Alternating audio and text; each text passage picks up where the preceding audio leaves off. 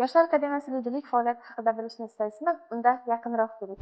Yoshlar akademiyasi liderligi O'zbekiston Respublikasi Oliy ta'lim, fan va innovatsiyalar vazirligi huzurida tashkil etilgan bo'lib, yoshlarni ilm-fanga jalb etish, ularning tashabbuslarini qo'llab-quvvatlashga qaratilgan chora-tadbirlarni yanada jonlantirish, ilm-fan sohasidagi xalqaro miqyosdagi raqobatbardoshlikni ta'minlashdir va yoshlarni ilmiy salohiyatini oshirishdan iborat.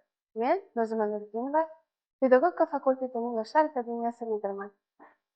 Yoshlar akademiyasi O'zbekiston Respublikasi Prezidenti qaroriga asosan tashkil etilgan bo'lib, Yoshlar akademiyasi 4 ta bir-biriga uzviy bog'liq bo'lgan platformalardan tashkil etilgan.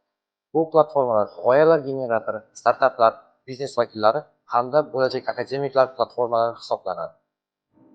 Yoshlar akademiyasi doirasida tashkil etilgan musobaqalar bu xalqaro robototexnika musobaqasi, Mirzo Ulug'bek vorislari tanlovi, bo'lajak akademiklar dasturi hamda Texnovest marafoni hisoblanadi. Shu bilan birga xorijiy davlatlarda malaka oshirish dasturlarini qamrab oladi.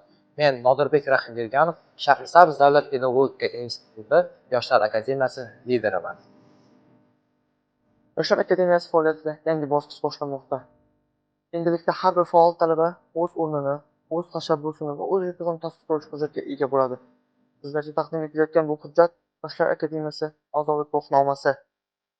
Bu shunchaki rasmiy hujjat yoki kartochka emas. Bu sizning faoliyatingiz, mehnatingiz va yoshlar orasidagi o'rningizning ramzidir. Bu tashabbuslaringizning tan olinayotgani, iqtidoringizning qadrlanayotgani isbotidir. Hozirda Yoshlar akademiyasi tarkibida 5000 dan ortiq yoshlar a'zo. Yoshlar akademiyasi lideri qanday imkoniyatlarga ega? Kuchli networking va a'zolik orqali siz davlat mukofotlariga ustuvorlikka ega bo'lasiz.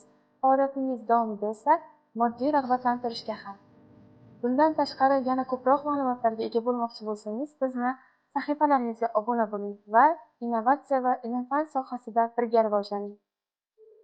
Yoshlar akademiyasi ilm-fan va innovatsiya olamida birga rivojlanadi.